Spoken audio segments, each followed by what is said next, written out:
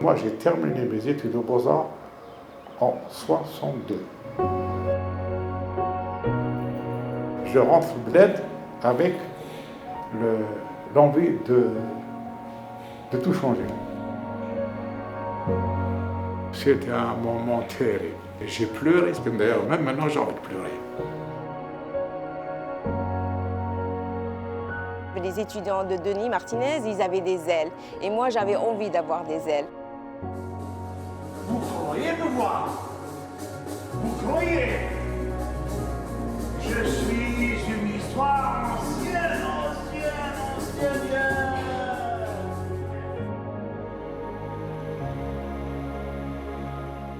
Blida s'éveille doucement sous la lumière dorée du matin. Dans ses ruelles, sur ses places publiques, l'âme d'un homme qui a fait de cette terre son refuge et son atelier.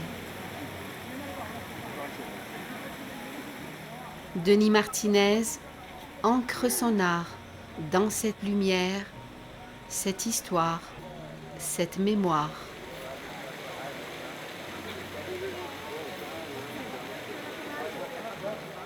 Les premières années d'indépendance, où il y avait ici un lycée formidable, nous avons créé dans cette place un des premiers centres culturels Tal Bled. Et je peux dire que tous les cafés qui étaient là autour, les gens qui venaient là, c'était vraiment un lieu d'effervescence culturelle.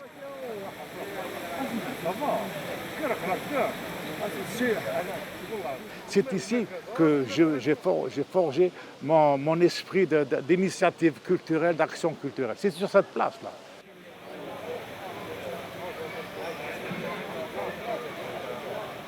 Tous les musiciens de la musique classique andalouse venaient répéter le centre culturel.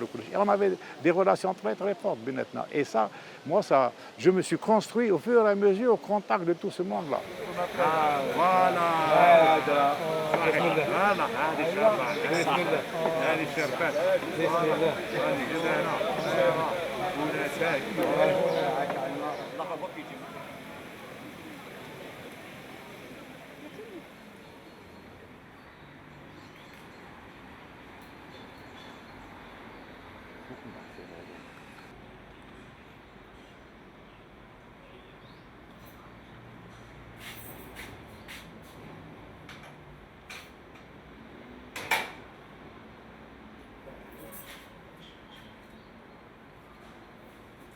Denis Martinez vit à Blida depuis 1957. Mais sa famille, aux lointaines origines espagnoles, vient de l'ouest de l'Algérie. Il est né en 1941 à Mars El Hadjadj. Je suis un enfant des zones rurales. Je suis né dans une terre argileuse, pas loin d'un figuier. Moi, je garde un grand souvenir du point de vue odeur de ce figuier. Pour moi, c'est l'odeur la plus forte qui est restée en moi. La créativité, elle était avec de l'argile, on se racontait des histoires, des animaux. Il a fallu d'abord que j'aille à l'école primaire, on a pu prendre contact avec ce qu'on appelle le dessin lui-même. Mais je dessinais tout le temps. Je dessinais ce que l'environnement me proposait.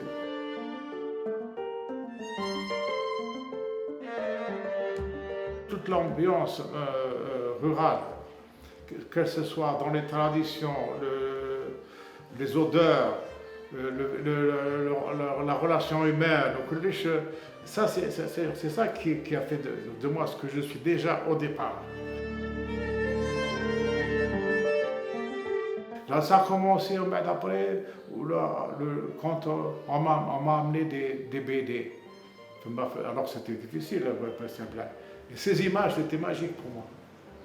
C'était magique de voir ces images, comment toutes faites. Je ne savais même pas que c'était dessiné, mais c'était des images magiques. Et donc, c'est ça aussi, c'est marqué par ce côté graphique, etc. Je faisais des dessins, des croquis, je ne savais pas. J'allais à l'écurie, je dessinais les chevaux, le cheval, la charrette, après je me mettais dans un coin.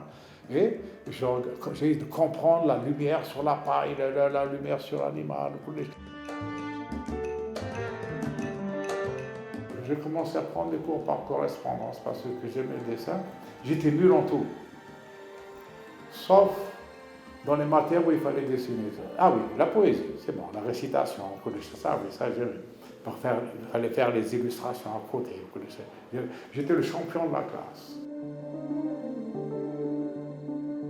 Dans notre famille, on parlait un espagnol déformé, un français déformé, un arabe déformé, tu vois. Autre monde, c'est tout un autre monde. D'abord, premièrement, culturellement, je n'étais pas adapté. Mais j'ai passé tous les trucs, les phases de dessin, toutes les matières, excellent. Mais la relation avec la j'étais pas du tout, j'étais complètement pas adapté. Chiliouni, Mustafa, Nekrouf Abdelkader, Abdellah Ouidjelloul, tous ces gens-là, j'étais leur fierté. Parce que comme je réussissais, alors c'est comme si c'était eux qui réussissaient. C'était vraiment... Et je suis arrivé en fin de cycle au Beaux-Arts d'Alger, avant de partir à Paris. On était deux simplement à avoir réussi les diplômes. C'était comme ça, j'ai eu mon diplôme, je suis allé à Paris, j'ai terminé à Paris aussi en gravure. On va déjà l'indépendance. Alors ce qui était terrible, c'est que moi j'ai terminé mes études aux Beaux-Arts en 62. À Paris. Je rentre au bled avec l'envie de tout changer.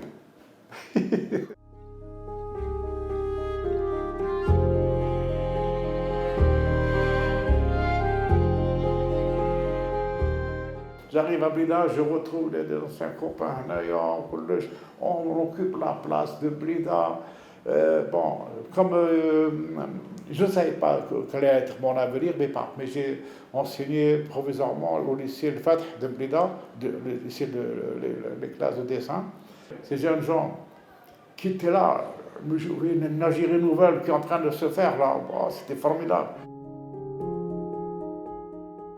Et on a créé le premier centre culturel d'Al-Bled dans les 63-64 avec DEC, avec Abdelrahman Satouf, théâtre amateur, Ben Baghdad, et puis d'autres. On a créé une bibliothèque avec des dons, et j'ai ouvert un atelier de peinture pour les jeunes, etc.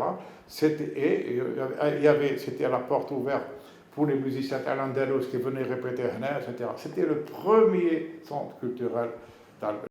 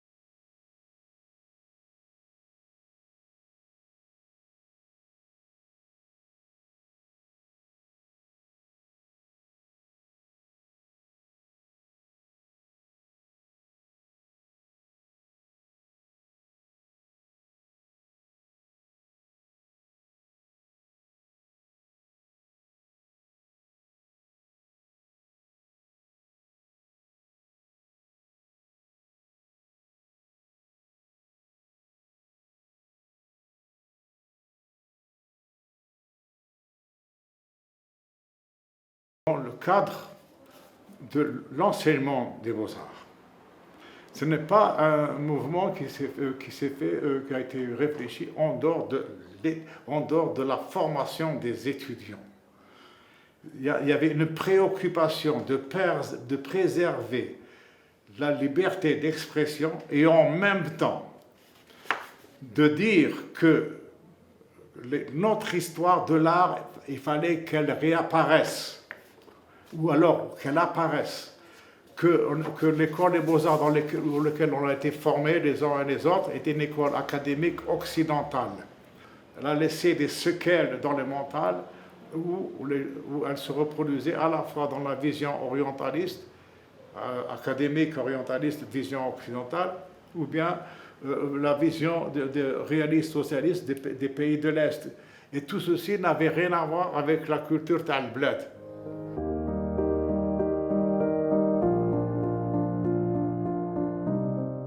Le principe de l'œuvre qu'on achète, qu'on va mettre chez soi, ça ne faisait pas partie des habitudes, même en Afrique, partout, etc. Par contre, l'art, il était dans le quotidien, il était dans les rites, dans le rituel, chez les Africains, etc. Et donc, il était intégré dans la vie. Alors, Choukri Mesli, Mustafa Addan, qui a fait l'école allemande, etc. Et les premiers, provisoirement, essayaient de sauver d'abord l'observation de l'histoire Tal-Bled, l'histoire de l'art à travers l'art populaire, l'observation de la poterie, des tapis, de tout ce qui peut concerner l'expression populaire, même la poésie, etc. Et donc, en accord avec des poètes comme Asghar, Larawati et autres, on a créé le groupe Aouchem.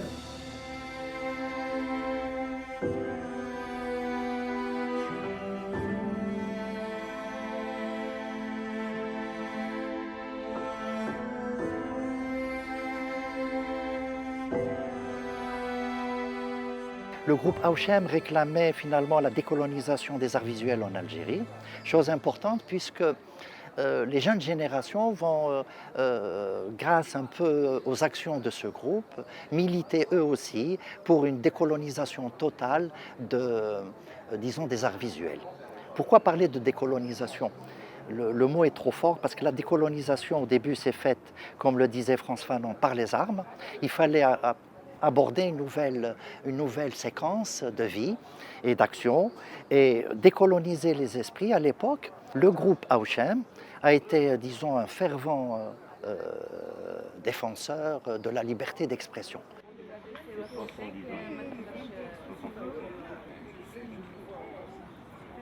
Aouchem est un jalon dans l'histoire algérienne et c'est un jalon très important parce que finalement, Aouchem, c'est comme dans les mouvements picturaux, il est resté 3-4 ans. 3-4 ans. Mais des mouvements comme ça, c'est après leur mort que ça persiste, que son influence persiste. Son influence, il est jusqu'à nos jours, elle est déterminante dans l'art algérien. L'art est un langage d'amour, une voix du cœur. Quand tout était à reconstruire, Denis Martinez s'est engagé corps et âme et mis son crayon, son pinceau à contribution.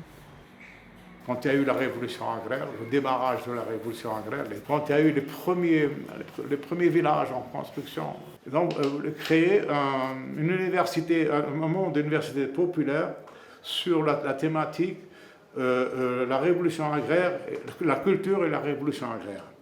Et bon, avec Khadda, Ben Bagdad et Zelouki, on s'est dit, est-ce que c'est possible? On va faire une œuvre collective qui sera destinée à la future école du village. Le lendemain, départ pour Mamoura, tous les volontaires dans des camions à l'armée. On a amené le panneau contre un mur, en plein soleil, et on a commencé, chacun avec sa part.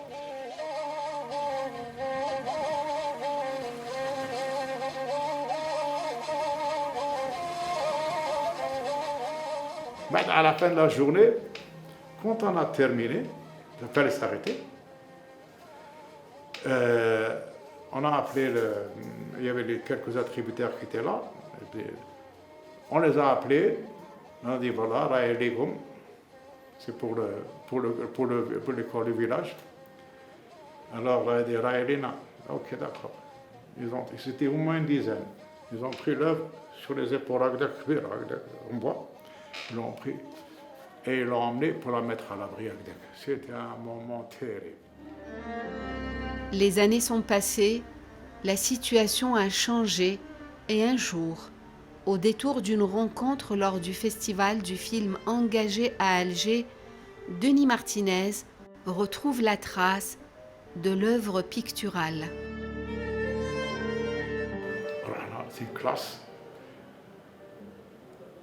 Et j'ai ouvert la porte. J'ai dit, vous permettez que je rentre à l'un. Je rentre. Il y avait tous les élèves se sont levés. C'était mixte, des enfants très avec bleu et rose, avec élastique, etc. Et je rentre, je regarde. Et puis après, le directeur rentre et qui explique à la classe l'histoire de l'œuvre.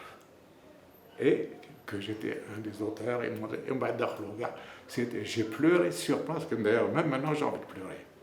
En fait, tel que ça s'est fait dans l'esquisse, là, on peut dire que par exemple, que la partie qui a été d'abord lancée par Khadda, c'était, sans parler de détails, c'est le grand mouvement en dominante rouge qui occupe toute la surface comme ça.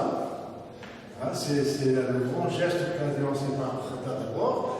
Ensuite, je peux dire que là, il y a une partie qui est très clairement celle de Zélory, qui a une approche esthétique, une approche de Khadda, et il y a quelques éléments qui se baladent par-ci par-là, mais surtout cette partie-là qui représente la part de Zélory.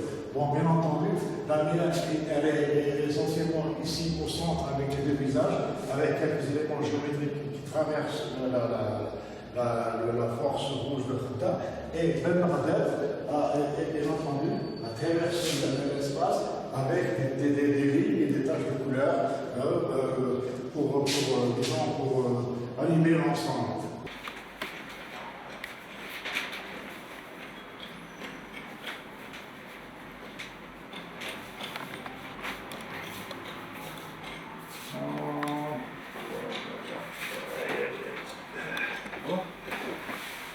Très sensible, engagé et généreux, l'homme partage depuis plus de 50 ans sa vie avec Dominique, qui l'accompagne et documente son parcours avec tendresse et efficacité. Il a vécu.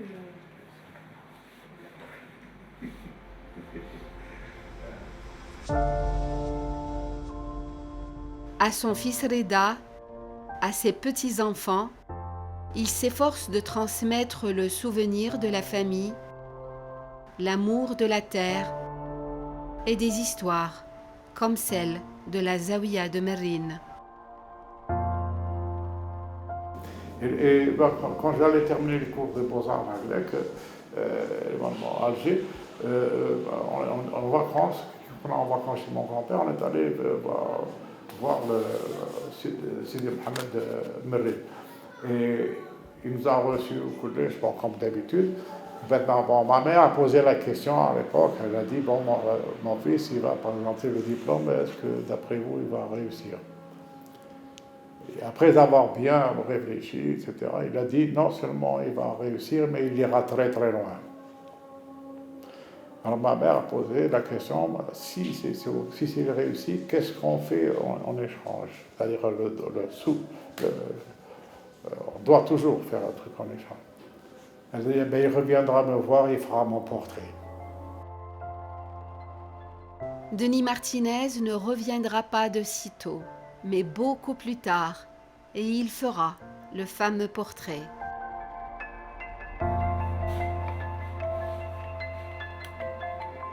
Dans son atelier à Blida, l'artiste de 83 ans, qui n'a rien perdu de cette flamme de jeunesse, nous a ouvert les portes de son univers.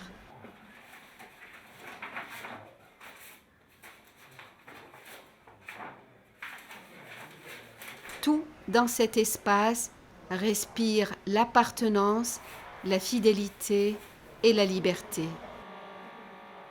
Ici, nous sommes dans l'entrée de notre antre grec, et puis on avait réservé cet espace à tous les jeunes artistes, les anciens étudiants des Beaux-Arts qui venaient, avec qui on faisait des rencontres chez moi. Vous voyez, par exemple, ici, c'est un travail d'Al-Sri Larbi, qui est décédé, Allah yarhamou.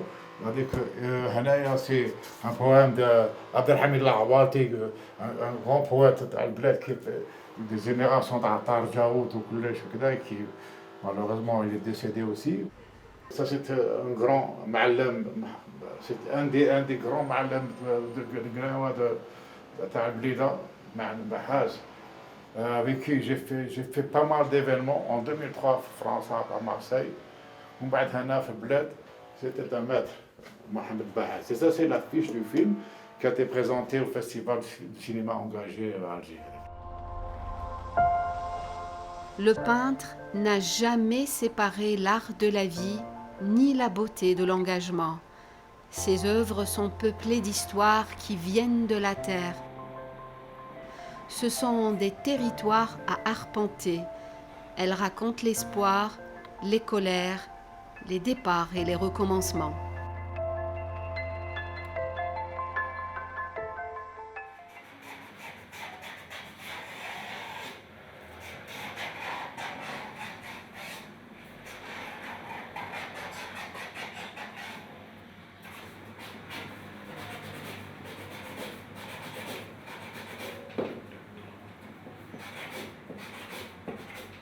Le besoin de dire des mots, ça vient aussi de la fréquentation, de l'oralité dans les campagnes, c'est-à-dire partout dans les fêtes où les gens, les gens que je côtoyais, qui disaient des poèmes autour de nous, de la poésie populaire, le melhoum, etc. Toujours la parole avait un rôle important.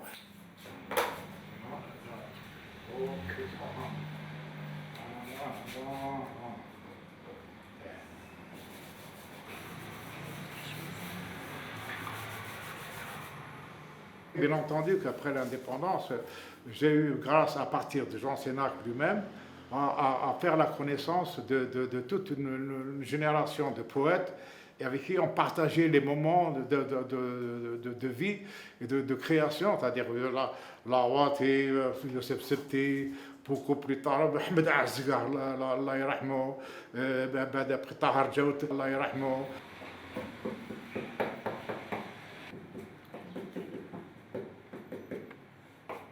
L'œuvre picturale, c'est une chose, mais la parole apporte autre chose. La parole ne répète pas l'œuvre picturale. Ce n'est pas une illustration de mon travail graphique ou pictural, mais par contre, ils fonctionnent ensemble.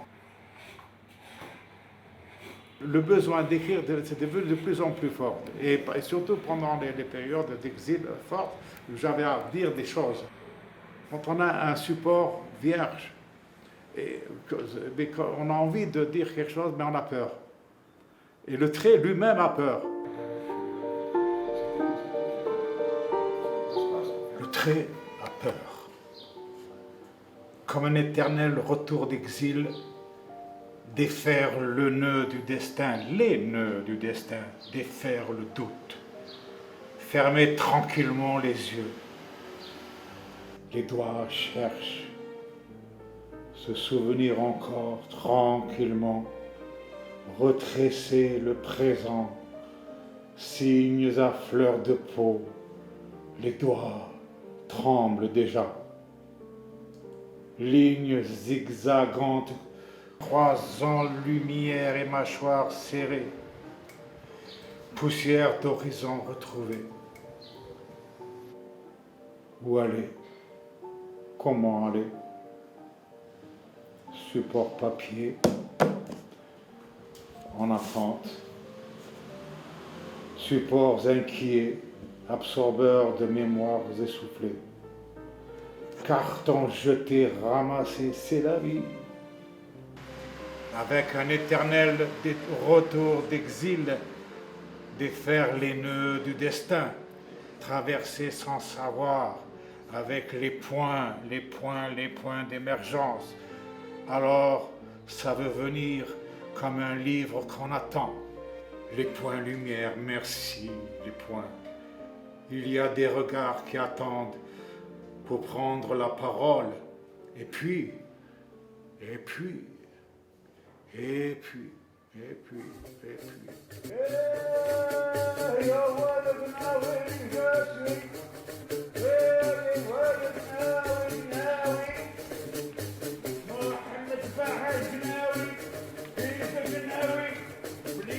C'est pas simplement la parole, mais aussi le besoin de musique. Vous croyez me voir? Vous croyez?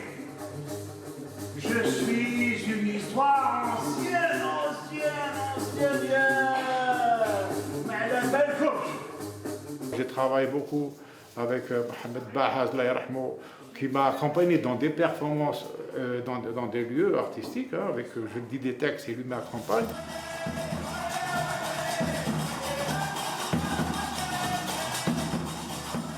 Ou alors dans les zones rurales, par exemple dans le festival à Raconta, j'ai fait deux performances, une performance dans un oued, dans les pieds dans l'eau, avec le gnawa qui joue le tambour, etc. Et je déclamais un texte avec les gens autour qui regardaient.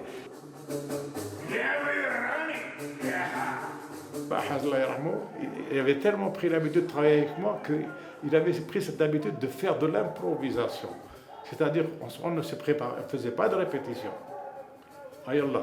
On se regardait, je commence et lui il attaque. Il ne faisait pas une musique répétitive, il adaptait à la situation et à ce que j'allais dire. Et ça, c'était vraiment unique. Le festival Racontard, dont Denis Martinez est cofondateur, sera un terrain d'expression grandeur nature pour l'artiste. On a démarré avec lui la fête de la poterie en 92 à Maatra. J'étais directeur du centre culturel, donc il était déjà impliqué dans plein d'activités dans le pays. Hein. Et en 2004, effectivement, lui, il est parti un peu en exil, on va dire, à Marseille. On s'est un peu perdu de vue. Puis en 2004, il voulait revenir en Algérie avec une performance-installation qu'il avait intitulée La fenêtre du vent. Et c'est comme ça qu'on a démarré notre festival. Lui, il voulait faire juste cette performance-installation. Moi, j'ai suggéré autour de cette performance-installation d'organiser un festival parce que la fête de la poterie s'est arrêtée en 2001. On est resté quelques années sans rien faire. C'était l'occasion de redémarrer quelque chose avec Denis, qui est un artiste de terrain. Voilà.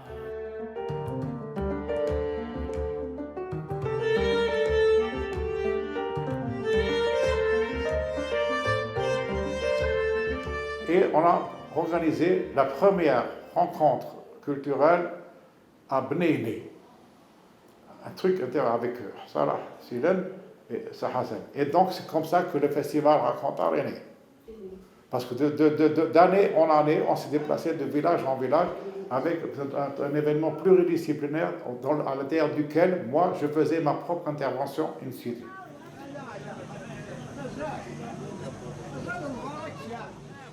C'est quelqu'un qui a marqué les esprits parce que c'est un homme de terrain, c'est un homme qui aime faire des actions au milieu de la population. Voilà, je vais appeler sur ce mur-là, comme ça. Vous voyez, il y a toujours une partie texte dans mon travail. Donc c'est ça. Oui, ça y est, t'as trouvé.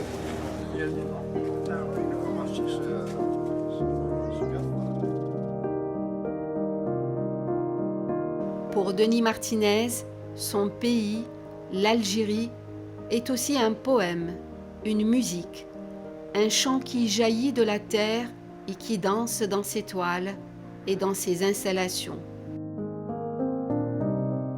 Pendant longtemps, je ne pouvais pas faire une peinture sans faire apparaître un personnage.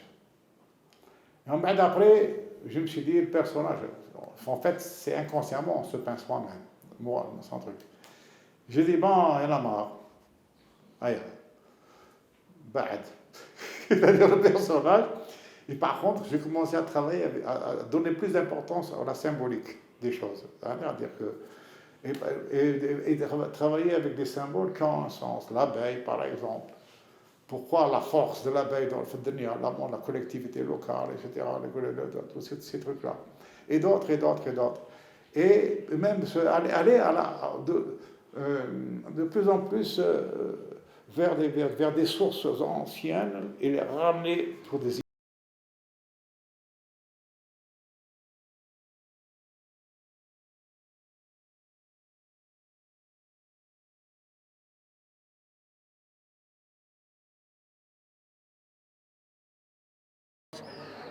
Il travaille dans la maturation. Son travail a tellement maturé qu'il jaillit beaucoup plus sans aucune réflexion, mais il jaillit. C'est un jaillissement. Hein, on a l'impression que c'est spontané, que c'est rapide et tout ça, mais non, c'est une maturation, une réflexion profonde, ce qui fait qu'une fois qu'il sollicite, ça jaillit, ça vient.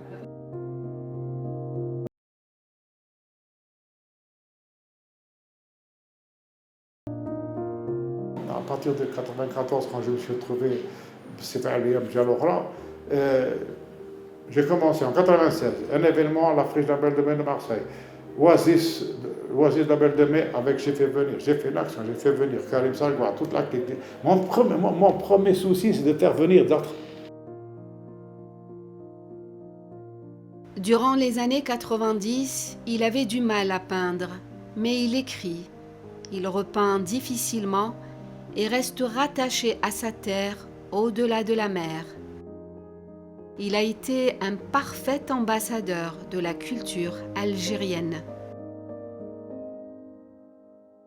J'arrive avec 83 ans, mon ami, et enfin, on me demande de faire quelque chose qui vraiment me concerne, vraiment me donne une très grande valeur. On me donne un espace dans l'exposition, 6 mètres de long sur 2,50 mètres de haut, à réaliser sur place, avant que l'expo ouvre. Et j'ai travaillé, j'ai réfléchi sur le thème du tatouage bled. Et moi, le lien, il fallait que je le trouve avec la musique, avec la magie. Et j'ai inventé un sanctuaire qui mène à Aïcha, mais c'était l'Ouachma, fait Aïn Karma. Et donc, j'ai travaillé avec une tête, avec le texte, et j'ai intégré une branche de figuier, d'Aral. Et avec des symboles qui tournent autour, le papillon, etc., l'abeille au collège. Et le papillon, c'est l'âme des morts dans la symbolique africaine et berbère. Le scorpion, c'est celui qui est l'arme de défense. Les abeilles, c'est la production collective là-dedans. Et puis tu as toute la magie des points, etc.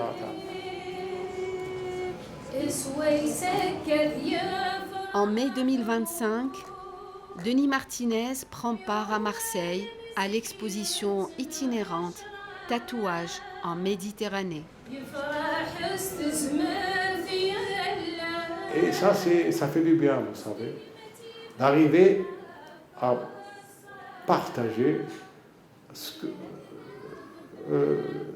une réflexion de faire qui elle-même amène des choses de ses propres racines, etc. Les gens ne connaissent pas, il faut leur expliquer.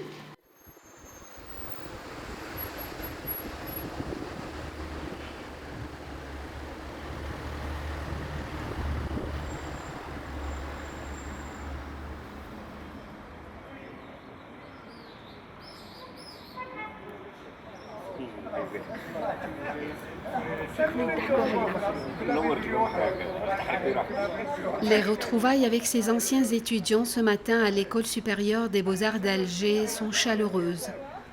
On sent la complicité, l'admiration, le respect.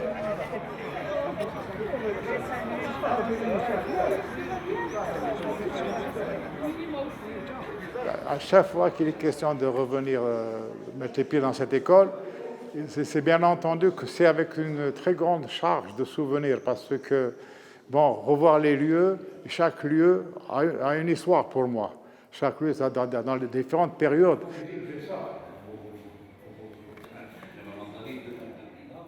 ils étaient recrutés avec un niveau de réflexion et de graphique important. Donc il y avait beaucoup de débats avec les étudiants comme Ali Selam, c'est-à-dire c'est avec, comment on appelle ça, d'avoir côtoyé en tant qu'enseignant des étudiants qui me voient, ça m'a renforcé.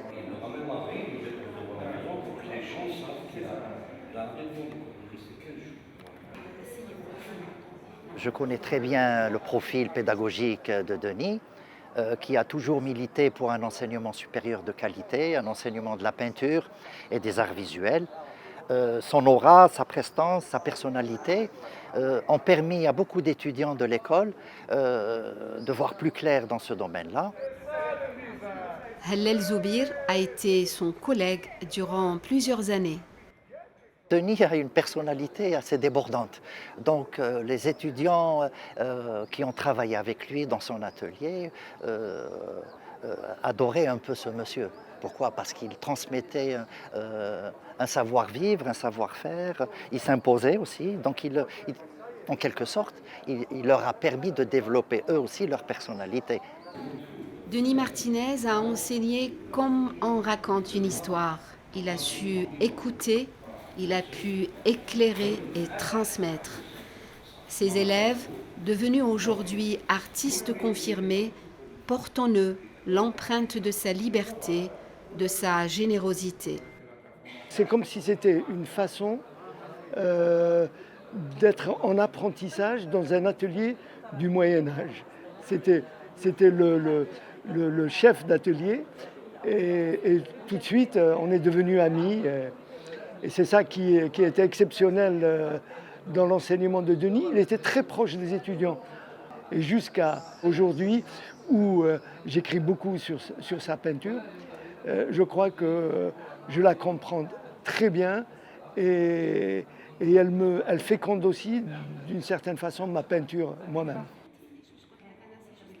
C'est un pédagogue exceptionnel. D'abord, c'est un pédagogue exceptionnel. C'est-à-dire, il apprenait aux étudiants à voir, travailler, faire des œuvres. En tant qu'étudiant, on ne sait pas faire ça. Mais par contre, il nous apprenait à voir et à nous émerveiller. C'était un éveilleur. Il éveillait en nous la curiosité et il éveillait en nous l'émotion et l'intérêt des autres sur le travail des autres. J'ai choisi l'atelier de Denis Martinez parce que je voyais tous les élèves, les étudiants de Denis Martinez, ils avaient des ailes. Et moi, j'avais envie d'avoir des ailes. Donc, je suis rentrée dans cet atelier, mais en réalité, je suis rentrée, mais avec une idée neutre. Je n'avais pas, bien sûr, il y avait la distance entre le professeur et l'élève, que je subissais. Donc, il y avait une distance, mais cette distance, elle était neutre et c'est bien qu'elle soit neutre. Qui voulait révolutionner la peinture algérienne, il voulait sortir de cette peinture héritage colonial et cette manière de sortir et d'aller chercher le signe et le symbole dans les peintures épaisses, dans notre identité, dans notre gène, dans notre sang, ça c'est vraiment quelque chose, une doctrine que j'ai adorée et je voulais réellement être dedans. Bien sûr, ça c'est ce que j'ai hérité de Denis Martinez, d'être soi-même, d'être algérienne et aller chercher notre patrimoine et notre culture et le rendre universel. Je dois beaucoup à Denis, je dois énormément de choses. Pas uniquement pédagogiquement, je veux dire, parce que j'étais son étudiant, donc je le connais depuis 81-82, je l'ai eu comme prof de dessin, mais comme prof de spécialité, et je l'ai eu comme directeur de recherche de mon mémoire. Le premier mémoire réalisé ici en Algérie, dans la nouvelle École supérieure de beaux-arts d'Alger. Quand il y a eu la création de l'École supérieure, en 1985, il y a eu 3 ateliers de peinture. Et c'était nouveau pour nous. Avant, les gens partaient à l'étranger. Tous les pays partaient en bourse. Donc, on avait 3 profs, 3 grosses pointures dans 3 ateliers. Il y avait l'atelier de Misli, Chokri Misli, l'atelier de Denis Martinez et l'atelier de Shaer. Denis, pour son côté pédagogique, son côté encourageant des étudiants, son côté anticonformistes et tout, mais aussi l'homme, la générosité, le militantisme, l'humanisme, la sacralité des choses, le nationalisme, aimer son pays, aimer sa région, aimer sa culture, aimer son identité, travailler, faire beaucoup de réflexions sur ça. Donc voilà, et à partir de là, j'ai été même plusieurs fois son assistant pour les différentes sorties artistiques qu'on a fait dans tout le pays. Il voyageait beaucoup et en rentrant, il avait dans son sac des enveloppes. S'il y avait 30 étudiants, il y a 30 enveloppes, comme si c'était un parent qui partait en voyage et qui ramenait. Et je vous promets que c'était nominatif. Karim Selgoua, il y a l'enveloppe, grande ou la petite, et avec des revues, des journaux, des articles, des petites reproductions, de choses qu'il a vues.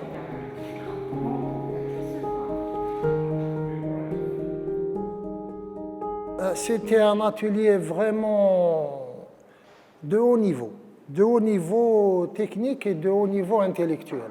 On a eu beaucoup de livres, de revues. Les journaux, il y avait une revue de journaux. Et lui, il nous disait, moi, je ne veux pas que vous fassiez des cartes postales. Je veux que vous soyez des artistes avec un propos, avec du sens. C'est un artiste très original, et qui reste original à nos jours, parce qu'il est pour moi, il est l'incarnation d'une certaine modernité. Il n'aime pas ça, mais moi, je m'en fous, je le dis.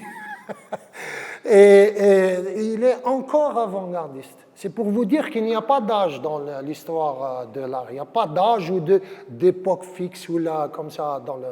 Ça transcende le temps.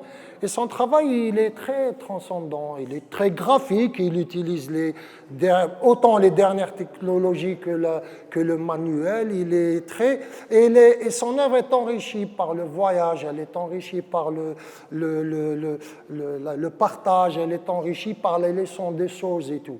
Avec Martinez, je me souviens quand on était en déplacement, ou même quand on va prendre un café quelque part, il est toujours là à dire « T'as vu ce graphisme, t'as vu ce truc-là, t'as vu cet oiseau qui passe, t'as vu... » On est toujours là à être étonné. L'étonnement est aussi important chez Denis. Moi, je l'enseigne. J'enseigne Denis Martinez, j'enseigne Mesli, j'enseigne les artistes algériens qui ont vécu cette Algérie, qui la connaissent, qui la... Et Martinez, avec Hauchem aussi, beaucoup. En ébullition, qui donne et qui va donner encore des gens formidables. Des gens formidables. Mais l'essentiel, c'est que le terrain soit vivant.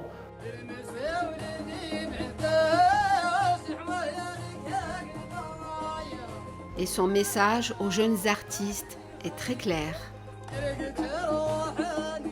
Voyez, regardez un petit peu le continent africain, Hamouldekoum. On est au nord de l'Afrique et arrêtez de regarder vers l'autre côté de la mer. Voyez autour de vous le Maghreb, le monde arabe, bien entendu, mais l'Afrique.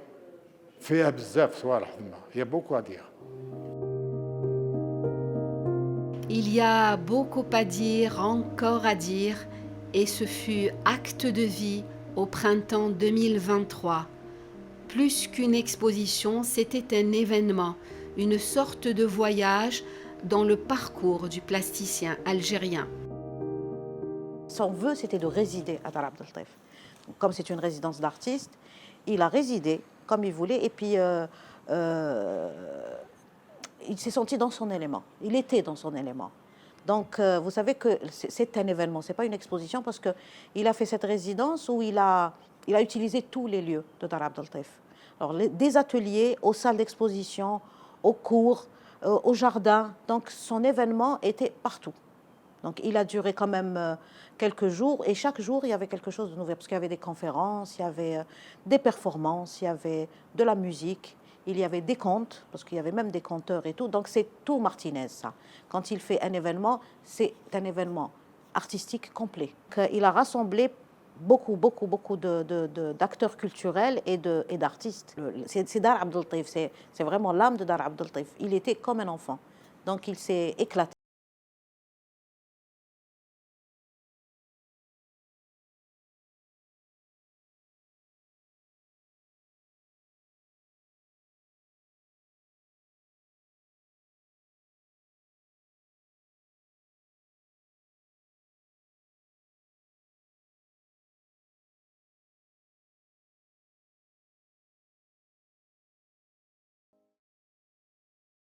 سلف مكمولة البهاء خلته تذكيرة اليوم مشات تزور. Denis Martinez porte en lui la simplicité des terres d'une enfance faite de champs verts et d'horizons ouverts, d'une jeunesse post-indépendance pétrie d'engagement et de grands rêves. ما كسبوا كسرى ولا دركها في خزينة قاتو.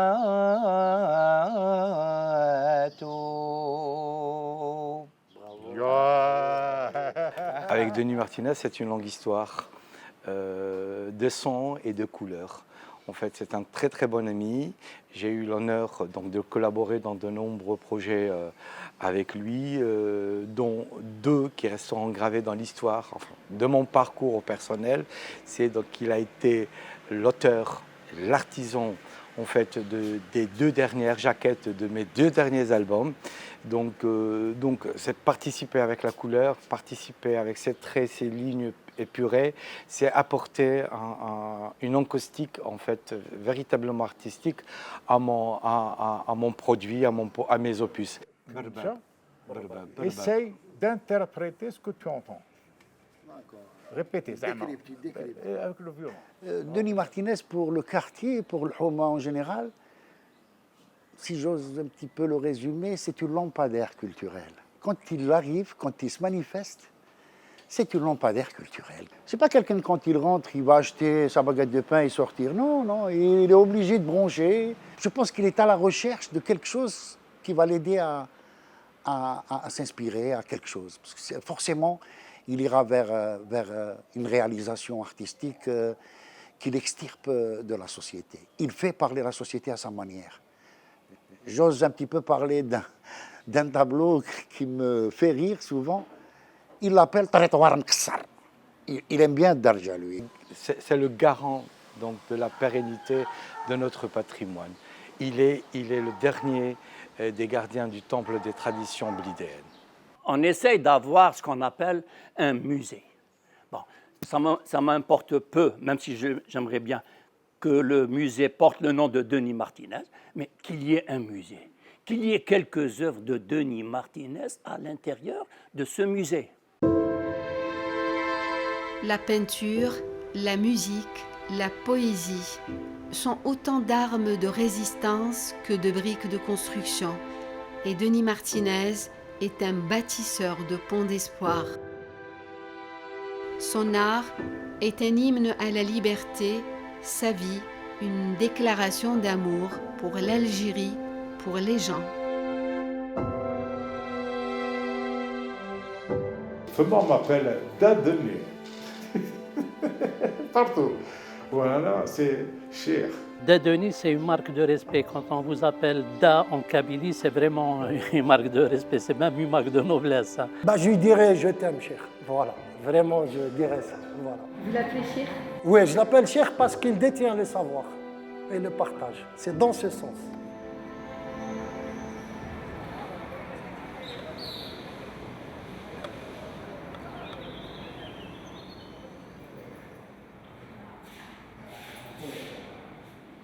C'est dans la conscience d'un artiste que prend vie la mémoire d'un peuple. Que cette œuvre fait partie d'une petite série d'œuvres des années 65 à Agdek, où je travaillais avec beaucoup de noirs et des dorures argentées, etc. Et celle-là, c'était sur la thématique. Donc, quand je découvrais le roman, enfin, j'avais découvert le roman de Kateb Yassine, Najma, etc. Et donc, ce personnage, j'ai voulu en faire une peinture. Quelques années plus tard, quand il y a eu le décès de Kateb Yassine, Ben Marmedian, qui a beaucoup travaillé sur Kateb Yassine et Siah al-Mukullish, il avait vu une repro de mon travail et il a cherché à la voir de près. Il m'a dit, est-ce que tu ne peux pas l'amener ici? Donc je l'ai amené ici au Beaux-Arts. Et à l'œuvre, je ne la voyais plus, elle avait disparu.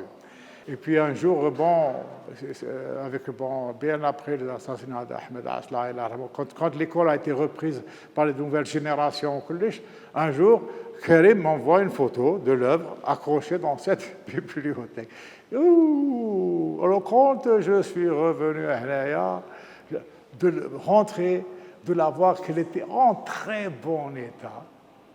Et dans la bibliothèque de l'école, avec bien entendu les œuvres d'autres générations, ouf, je dis, elle est à sa place.